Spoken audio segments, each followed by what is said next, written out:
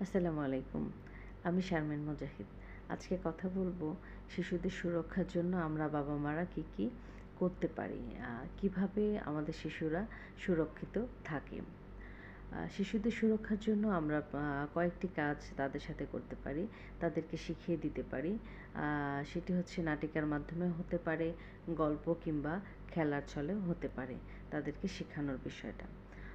প্রথমত তাদেরকে আমরা শিখাবো তাদের প্রাইভেট পার্টস এবং প্রাইভেসি সম্বন্ধে। দ্বিতীয়ত তাদেরকে গুড টাচ এবং ব্যাড টাচ সম্বন্ধে ভালো করে আইডিয়া দিব। তৃতীয়ত তাদের প্রাইভেট পার্টসের প্রোটেকশন সম্বন্ধে তাদেরকে আমরা শিখাবো। গুড টাচ প্রাইভেট পার্টস এবং প্রাইভেসি সম্বন্ধে আমরা কিভাবে তাদেরকে শেখাবো। তা বাচ্চাদেরকে আমরা বলবো তোমার যে চেস্টের যে এরিয়াটা আছে এবং তোমার দু পায়ের মাঝখানের যে অংশটুকু আছে সেটি হচ্ছে তোমাদের প্রাইভেট পার্টস। এটা